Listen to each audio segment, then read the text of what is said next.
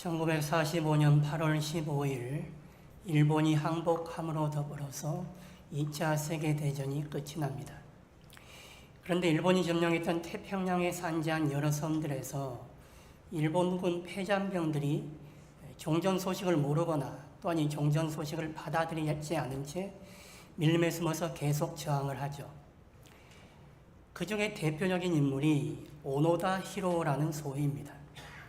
이 사람은 필리핀 북방에 있는 루방섬에서 게릴라전을 계속했습니다. 그리고 그 마을의 사람들을 약탈하고 죽였습니다. 이 사람이 계속해서 저항한다는 소식을 일본 정부가 듣고 수색대를 파견해서 전쟁이 끝났으니 이제 그만하고 돌아오라고 말하지만 이 사람은 그것이 적의 계략이라고 생각해서 받아들이질 않았습니다.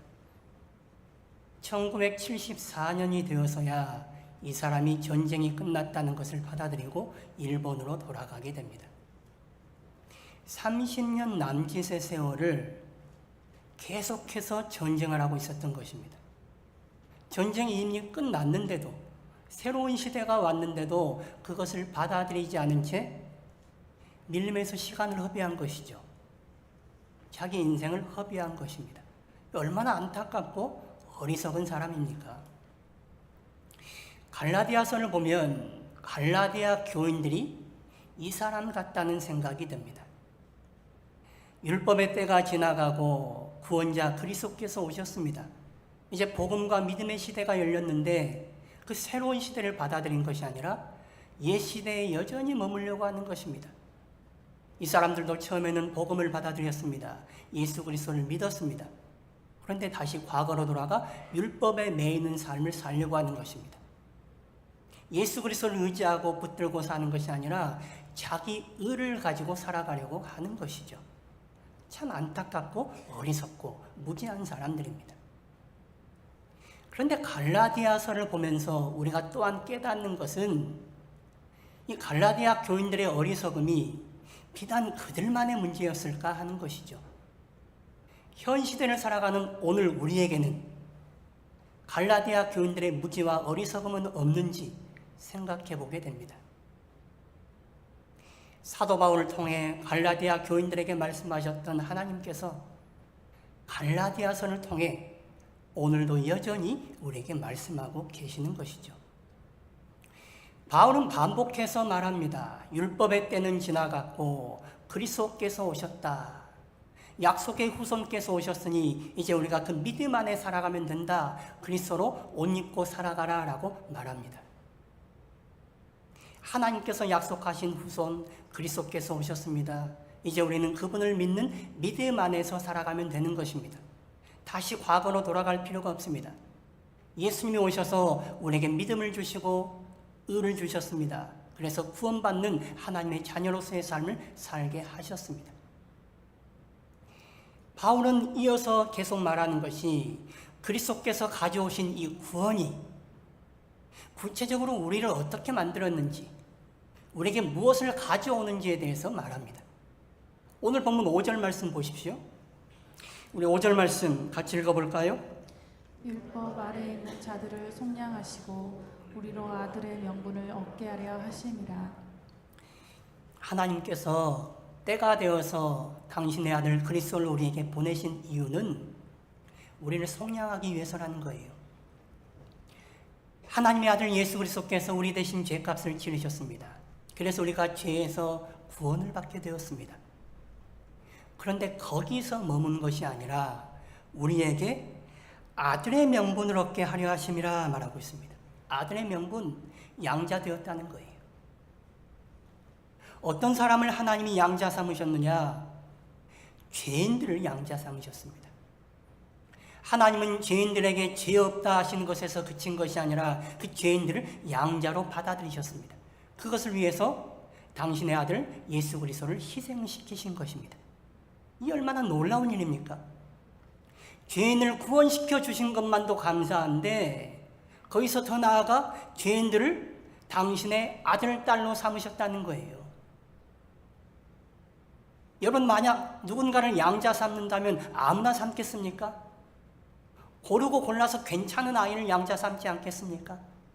그런데 하나님은 죄인들을 양자, 양녀 삼으셨다는 거예요. 이게 감사한 일이죠. 6절 말씀 보십시오. 6절도 같이 읽어볼까요? 너희가 아들이므로 하나님이 그 아들의 영을 우리 마음 가운데 보내사 아빠 아버지라 부르게 하셨느니라. 하나님께서 죄인들을 양자 삼으시고 양자인 우리로 하여금 하나님을 향하여 아빠 아버지라 부르게 하셨다 말하고 있습니다. 피조물이고 죄인인 우리를 창조주께서 가까이 하시고 구원해 주신 것만도 감사한데 우리가 무엇이라고 우리를 당신의 자녀 삼으셔서 우리를 아빠 아버지로 부르게 하셨다는 거예요. 여러분, 하나님이 아빠 아버지이신 게 믿어지십니까? 하나님이 아빠 아버지가 되셨다는 것은 그저 행정적이고 법적으로 처리된 것이 아닙니다. 아빠 아버지가 되셨다는 것은 우리와 하나님과의 관계가 실질적인 관계로 다시 태어났다는 거예요. 아빠 아버지, 이 아빠라는 말은 아람어 아빠를 우리말로 번역한 것이죠. 어린아이들이 아버지를 아빠라고 친근하게 부르죠. 아버지 하면 왠지 거리감이 느껴집니다. 그런데 아빠라고 하면 좀 더 가까이 느껴집니다. 천지 만물을 창조하시고 주관하신 그 만유의 주제요 심판주이신 하나님을 우리가 아버지 정도가 아니라 아빠로 대할 수 있게 되었다는 거예요. 친근하게 더 가까이 여길 수 있게 되었다라고 말하고 있습니다. 아빠, 아버지 똑같은 의미의 말을 반복해서 쓰고 있는 것은 하나님이 우리의 가까운 아버지 되었다는 것이 확실하다는 것을 말하고 있는 것이죠. 하나님이 우리의 아빠가 되셨습니다. 우리의 아버지인데 다정하고 친근한 가까운 아버지가 되신 것입니다. 우리로 하여금 하나님을 아빠 아버지라 부르게 하시는 이는 누구냐? 6절 상반절에 보시면 너희가 아들이므로 하나님이 그 아들의 영을 우리 마음 가운데 보내사 그렇게 말하죠. 아들의 영, 그리스도의 영, 성령을 가리키는 것입니다. 성령을 우리 가운데 보내주셔서 성령으로 하여금 우리가 하나님을 바라보고 아빠 아버지라 부르게 만드신다는 거예요. 하나님이 우리에게 아빠가 되신다는 것, 가깝고 다정한 아버지가 되신다는 것, 이것을 성령께서 우리에게 알려주시는 것입니다. 성령은 우리로 하여금 그 아빠 아버지에게 더 가까이 나가게 만들어주시는 분이십니다. 예수님은 우리를 구속하기 위해 이 땅에 오셨습니다. 성령은 우리로 하여금 하나님을 아빠 아버지로 모시고 그 하나님께 더 가까이 나아가 우리가 하나님의 자녀로 변화되도록 하기 위해서 오셨습니다. 성령은 우리로 하여금 하나님께 더 가까이 나가게 하는 거예요. 하나님을 먼 두려운 존재로 바라보게 하는 것이 아니라 가까운 아빠로, 아버지로 바라보게 만들어주시는 것입니다. 과거에 우리는 죽음의 저주 아래 있었던 사람들이었습니다. 율법 아래 있었습니다. 그 율법 아래에서 종노릇하며 살았습니다. 그런데 예수 그리스도께서 오셔서 우리에게서 모든 것을 풀어주시고 자유케 하셨습니다. 그리고 심지어는 하나님의 자녀가 되는 영광을 우리에게 허락하신 것입니다. 성령이 오셔서 우리에게 이것을 일깨워 주십니다. 하나님이 누구시냐? 하나님은 우리의 아빠, 아버지라는 것을 우리로 하여금 알게 하는 것입니다. 아빠, 아버지인 하나님께 가까이 나아가셔야죠. 두려운 아버지, 무서운 아버지가 아니라 가까운 아버지, 아빠시니 그 아빠에게 더 가까이 나아갈 수 있게 되는 것입니다. 오늘 우리가 읽은 본문을 보시면 많이 등장하는 단어가 종과 종노릇이라는 단어입니다. 1절, 3절, 8절, 9절에 나오죠. 또한 뭐뭐 아래, 율법 아래, 세상 것 아래라는 단어가 많이 나옵니다. 2절, 3절, 4절, 5절에 나오고 있습니다. 우리는 과거에 율법 아래에서, 다시 말해 자기 아래에서, 세상 것 아래에서 종노릇하며 살아갔던 사람들이었습니다. 그런데 이제 예수 그리스도로 말미암아 그 모든 것들에 종노릇하는 것이 아니라 하나님의 자녀가 된 것입니다. 하나님을 아빠 아버지로 모시고 살아갈 수 있게 된 것입니다. 여러분, 하나님을 아빠, 아버지로 가까이 여기며 살고 계십니까? 우리가 예수 그리스도를 통하여 하나님을 아빠, 아버지라 부르게 되었는데 우리가 왜 하나님을 가깝게 여기지 못할까? 두 가지로 그 이유를 생각해 볼 수 있습니다. 하나는 우리가 그리스도와 함께 죽지 않아서 그렇습니다. 또 하나는 하나님이 보여주시는 하나님 나라의 영광, 하나님의 자녀됨의 영광을 보지 못해서 그렇습니다. 우리가 그리스도의 십자가에서 그리스도와 함께 죽어야 합니다. 그래야 그리스도와 함께 새롭게 거듭날 수 있습니다. 그리스도와 연합된 사람으로 새로운 사람으로 거듭날 수 있게 됩니다. 그러나 그리스도와 함께 죽지 못하니 그리스도와 함께 살아나지도 못하는 것입니다. 그래서 과거의 매인 삶을 그대로 살아가게 되는 것이죠. 그리스도와 함께 죽고 그리스도와 함께 살아서 그리스도를 주인으로 모시고 살아가는 삶을 살아가야 할 터인데 여전히 과거의 나로 살아가려 합니다. 내가 주인 되어 살아가는 것입니다. 그러니 하나님이 가깝게 여겨지지 않죠. 머리로는 알겠지만 여전히 하나님은 두렵고 먼 존재일 뿐입니다. 그렇게 하나님께 가까이 나아가지 못하니 그리스도와 온전히 연합되어 하나님의 영광을 바라보지 못하니 세상의 영광, 자기 영광만을 바라보고 살아갈 뿐입니다. 하나님 나라의 좋은 것, 하나님 나라의 그 큰 영광, 풍성한 것들을 바라보지 못하니 누리지도 못하는 것이죠. 그것을 붙들려고 애쓰는 것이 아니라 그저 눈에 보이는 나의 영광, 세상의 영광만 붙들려고 애쓰며 살아가게 되는 것입니다. 우리는 더 이상 율법 아래, 다시 말해 자기 아래 살아가는 사람들이 아닙니다. 우리는 율법의 의, 자기 의를 붙들고 살아가는 사람들도 아닙니다. 세상 것 아래 살아가는 사람들도 아닙니다. 우리는 예수 그리스도로 말미암아 하나님을 아빠, 아버지로 모시고 살아가는 하나님의 자녀들입니다. 그러니 세상의 종로로 타던 옛날 모습대로 살아가는 것이 아니라 하나님의 자녀답게 하나님이 보여주시고 하나님이 주시는 좋은 것들, 그 영광을 누리며 살아갈 수 있어야 하는 것이죠. 오늘 본문 8절과 9절 말씀 보십시오. 우리 말씀도 같이 읽어볼까요? 그러나 너희가 그때에는 하나님을 알지 못하여 본질상 하나님이 아닌 자들에게 종 노릇하였더니 이제는 너희가 하나님을 알 뿐 아니라 더욱이 하나님이 아신 바 되었거늘 어찌하여 다시 약하고 천박한 초등학문으로 돌아가서 다시 그들에게 종 노릇하려 하느냐. 우리는 이제 하나님을 아는 사람들이 되었습니다. 그리고 하나님께서 아시는 바, 하나님께서 아시는 사람들이 되었습니다. 그런데 왜 여전히 옛날처럼 자기와 세상의 종노릇하며 살아가려느냐라고 말하는 것이죠. 우리가 신분이 바뀌었잖아요. 하나님의 자녀가 되었으니 이제 과거의 모습대로 살아가는 것이 아니라 하나님의 자녀다운 모습으로 살아가야 한다라고 말하고 있는 것입니다. 한 독지가가 부모 없이 길거리에서 동냥하고 살아가던 아이를 집에 데려다가 씻기고 입히고 먹였습니다. 그리고 그를 불쌍히 여겨서 자신의 양자로 삼았습니다. 그런데 이 아이가 늘 그 새아버지 앞에서 쭈뼛쭈뼛한 겁니다. 새아버지가 좋은 옷을 사다가 입혀줬는데도 그 옷을 벗어버리고 쓰레기통에 들어가 있는 자기 옛날 그 냄새나는 더러운 옷을 입고 있는 거예요. 좋은 침대에서 자는 게 아니라 바닥에 내려가서 웅크리고 자고 있습니다. 식탁 예절을 가르쳐줘도 과거 길거리에서 살던 모습대로 살아갑니다. 그 새아버지가 너무나 안타까워서 그 아이에게 왜 그러느냐고 묻습니다. 그 아이가 하는 말이 이 집에서 다시 쫓겨날까봐 겁나서 그런다는 거예요. 그래서 예전으로 언제라도 돌아갈 수 있도록 예전 모습대로 산다는 거죠.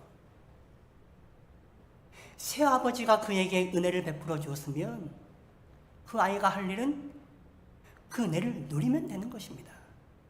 감사하고 그 은혜를 누리면 되는 것이지 과거로 돌아갈까봐 두려워 산다면 이 얼마나 어리석은 일입니까? 이 아이는 새아버지를 불신하고 있는 것이죠. 새아버지가 자기를 쫓아내진 않을까, 자기가 실수하면 쫓겨나지 않을까 겁내며 살고 있는 것입니다. 새아버지가 베풀어준 그 은혜를 누리고 새아버지가 원하는 새아버지에 걸맞는 모습으로 살아가면 되는 것입니다. 하나님이 우리에게 원하시는 것도 마찬가지입니다. 과거의 누추하고 초라한 모습을 버리고 이제 하나님의 자녀답게 하나님이 원하시는 삶의 모습대로 살아가기를 원하고 계시는 것이죠. 사도 바울은 과거에 우리가 율법의 종노릇하던 모습에 대해서 구체적으로 이렇게 말합니다. 10절에서 이렇게 말해요. 너희가 날과 달과 절기와 해를 삼가 지킨다, 그렇게 말하죠. 날이라는 것은 안식일이나 금식일을 말하는 것입니다. 달이라는 것은 초하루 월삭이나 특별한 행사가 있는 달을 말하고, 절기는 유월절, 오순절, 초막절 같은 절기들을 말합니다. 해라는 것은 7년 안식년을 가리키죠. 이런 것들을 지키며 살아가는 것 나쁜 일인가요? 그런데 사도 바울이 말하는 것은 너희가 이것들을 삼가 지키니, 그렇게 말하죠.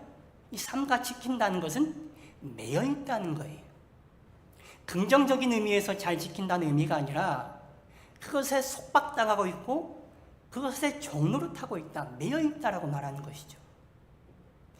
특정한 날을 특별한 날로 섬기는 것은 날을 구별하는 것입니다.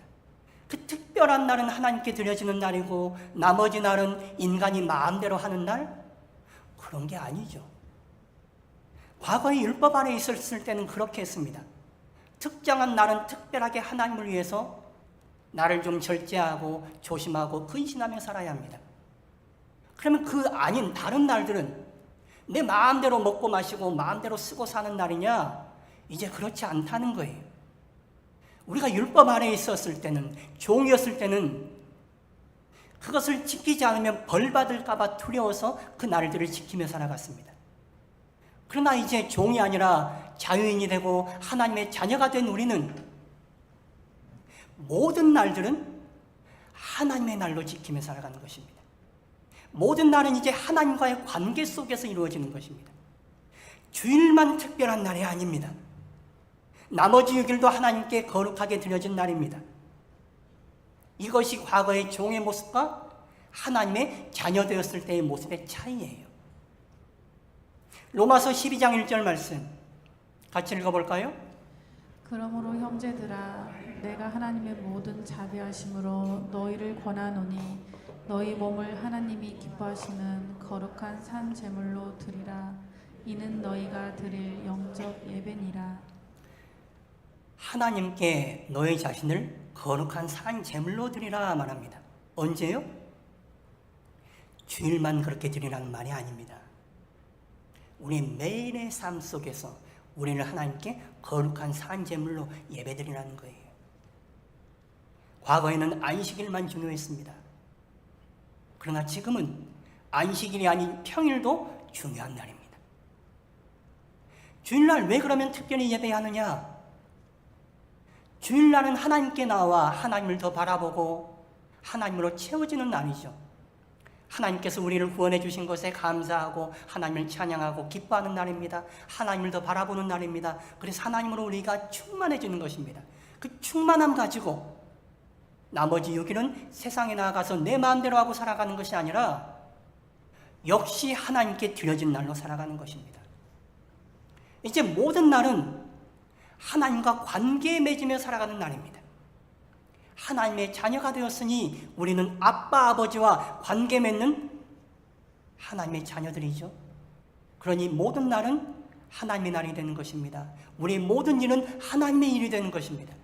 우리의 모든 것은 하나님의 것이고 우리는 하나님의 것이 되는 것입니다. 주일날은 마치 자동차가 주유소에 가서 주유하는 날입니다. 주유소에서 기름을 가득 채우면 자동차가 도로를 싱싱 신나게 달릴 수 있습니다. 그런데 자동차는 주유소에서 주유할 목적으로 구매하는 것이 아닙니다. 도로를 달릴 목적으로 사는 것이죠. 주일날 교회에 나와서 예배드리게 하기 위해서 하나님이 우리를 구원하시고 당신의 자녀 삼으신 것이 아닙니다. 주일날만이 아니라 모든 날을 하나님과 관계 맺으며 하나님의 자녀로서 살아가도록 하기 위해 하나님이 우리를 부르신 것입니다. 주일날 충만하게 하나님을 바라보고 하나님의 은혜로 채워져서 그 사랑하는 나의 아빠 아버지와 관계를 맺으며 그 충만한 관계 속에서 나머지 날들도 아빠 아버지께 드려진 날로 아빠 아버지와 긴밀하게 관계 맺는 날로 살아가는 것이죠. 예수님은 우리에게 종교를 주러 이 땅에 오셨다라고 말씀하지 않았습니다. 요한복음 10장 10절을 보시면 내가 온 것은 양으로 생명을 얻게 하고 또 풍성히 얻게 하려는 것이라 말하고 있습니다. 예수님은 우리로 하여금 생명을 얻되 더 풍성히 얻도록 하기 위해서 오셨습니다. 여러분 신앙생활 오래 하시면 생명이 풍성해지던가요? 직분이 무거워지면 생명이 풍성해지던가요? 우리는 성장해야 됩니다. 그리고 주님이 주시는 생명으로 풍성해져야 합니다. 이것을 누리기를 주님께서는 우리에게 원하시는 것입니다.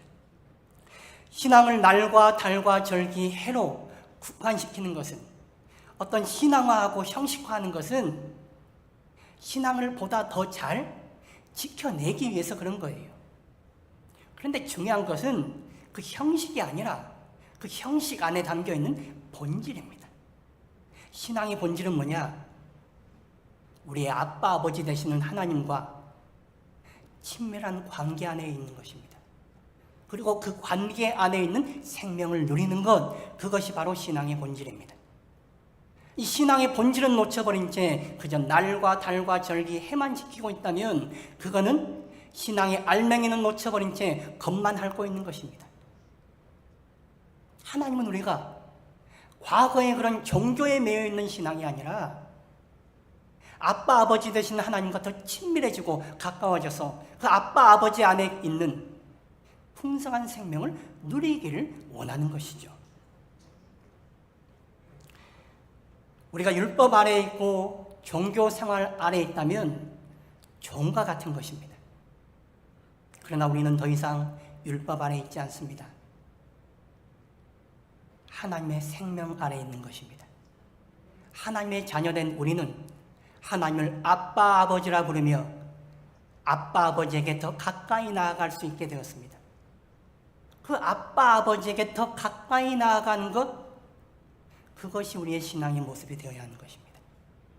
겉만 꾸미고 겉만 유지하는 것이 아니라 우리의 속이 아빠 아버지에게 가까이 나아가 아빠 아버지의 생명을 풍성히 누리는 것, 그것이 바로 신앙의 핵심이죠. 여타 종교에서는 신이 인간과 멉니다. 신은 지시하고 명령하고 심판하는 존재입니다. 그러니 두렵고 무서운 존재이죠. 그러나 예수 그리스도를 통하여 우리에게 드러난 하나님은 죄인들을 용납하실 뿐만 아니라 그 죄인들을 당신의 자녀 삼으시는 다정하시고 사랑의 아버지의 모습입니다. 여러분은 그 사랑의 아버지, 아빠 아버지 하나님을 얼마나 가까이 여기며 살고 있으십니까? 여러분 가정에 있는 자녀들과 가깝습니까? 내가 낳은 내 자식과 가까울 수도 있고 그렇지 못할 수도 있습니다. 부모 입장에서는 자녀가 공부를 좀 못하면 그 아이가 멀게 느껴집니까? 자녀가 실패하면 그 자녀는 멀게 느껴집니까? 밉습니까? 자녀가 공부를 안 하거나 못하거나 또는 뭐에 늘 실패한다면 속상해서 몇 마디 할 수는 있겠지만 그런다고 부모가 자녀를 미워하거나 멀리하지는 않습니다. 부모와 자식 관계는 사랑의 관계이지 기능적인 관계가 아닙니다. 자녀가 뭘 잘해줬다고 뭘 많이 한다고 그 자녀를 더 사랑하는 건 아닙니다. 그런데 자녀 입장에서는 좀 다르게 생각하죠. 내가 공부를 못하거나 늘 실패하면 자격지심이 있어서 부모에게 가까이 가지를 못합니다. 부모를 멀리 여깁니다. 신앙생활할 때 우리가 하나님께도 그렇지 않은가 생각이 돼요. 내가 하나님께 뭐 잘해야 되는 게 별로 없는 것 같아요. 그래서 하나님을 멀게 느끼는 겁니다. 하나님께 가까이 나아가지 못하는 거예요. 그런데 여러분 분명히 아셔야 됩니다. 하나님과 우리의 사이는 사랑의 관계이지 기능적인 관계가 아닙니다. 하나님은 우리가 하나님께 더 가까이 나오기를 원하는 것이지 우리가 하나님을 위해서 더 많은 것을 해내기를 원하시는 것은 아닙니다. 하나님은 우리가 하나님의 자녀답게 하나님을 아빠, 아버지로 여기고 그 아빠, 아버지 곁에 와 아빠, 아버지의 풍성한 생명과 영광을 함께 누리기를 원하시는 거예요. 그 풍성한 생명과 영광을 누린다면 우리는 아버지가 원하는 길로 가게 될 것입니다. 아버지가 원하는 자리로 나아가게 될 거예요. 여러분, 신앙생활을 종교 생활과 교회 생활로 만들지 마십시오. 종교에서 부과하는 어떤 의무들, 교회에서 요구하는 어떤 사항들을 수행하면, 잘 준수하면 내가 하나님과 가까워지는 게 아닙니다. 하나님과 가깝지 않고도 종교생활, 교회생활 얼마든지 잘할 수 있습니다. 하나님은 겉으로 드러나는 것, 그것을 중요하게 보는 것이 아니라 우리 심령이, 우리 삶이 하나님께 더 가까이 나아가기를 원하는 것입니다. 하나님과 더 친밀해지기를 원하는 거예요. 하나님과 친밀해진 사람, 그래서 하나님의 생명을 누리고 하나님의 영광을 보게 된 사람은 하나님이 원하는 자리로 나아갈 수밖에 없어요. 하나님이 원하는 일을 하는 것입니다. 그래서 내 일이 되는 것이 아니라 하나님의 일을 하게 되는 것이죠. 사람들은 여기서 늘 착각합니다. 일종의 강박이 있습니다. 내가 하나님께 뭔가 잘 해드려야 하나님과 가깝다고 여깁니다. 그게 율법 아래 있는 것이죠. 자기 의를 드러내려고 하는 것이죠. 나의 의가 있으면 하나님께 가깝게 나아갈 수 있다라고 생각하는 거예요. 그러나 하나님은 이미 우리가 죄인 되었을 때에 우리를 받아들이셨습니다. 그리고 자녀 삼으셨습니다. 자녀된 우리에게 요구하는 것은 공부 잘하고 돈 많이 벌고 성공하는 것이 아닙니다. 물론 부모로서 그것을 요구하죠. 그러나 그렇게 하면 뭐합니까? 부모와 뭔데? 부모 돌아볼 줄 모르는데, 부모와 관계가 냉랭하고 뭔데 자식이 잘된 게 뭔 소용이 있습니까? 하나님은 조금 모자라도, 조금 못났어도, 실패했어도 우리가 하나님께 나와 하나님의 생명을 누리고 하나님의 영광을 누리며 살기를 원하는 거예요. 그래서 우리로 하여금 아빠, 아버지라 부르게 만들어주시는 것입니다. 하나님이 우리에게 원하시는 것은 바로 그것입니다. 아빠, 아버지인 당신께 나와 당신의 생명을 누리고 당신의 영광을 우리가 누리며 살아가기를 원하는 것입니다. 우리가 여전히 자기와 세상 아래에서 종노릇하려 하는 것은 하나님과 가깝지 못해서입니다. 하나님을 친밀하게 여기지 못해서입니다. 그렇기에 결과적으로 하나님의 생명을 누리지 못하고 하나님의 영광을 크게 보지 못하기 때문이죠. 그리스도께서 오심으로 하나님과 우리가 가까워졌습니다. 우리가 하나님의 자녀가 되었습니다. 성령께서 우리로 하여금 하나님께로 가까이 나아가게 만들어주십니다. 성도 여러분, 하나님께 가까이 나아가시기 바랍니다. 아빠, 아버지께 가까이 나아가 아빠, 아버지와 친밀한 관계를 유지하시기 바랍니다. 여전히 세상 안에서 종노릇하려 하지 말고 그 아빠, 아버지에게 나아가 아빠, 아버지가 주시는 하나님 나라의 기쁨과 평안, 아빠, 아버지의 좋은 것들을 누리며 살아가는 우리 성도님들 되시기를 축원합니다.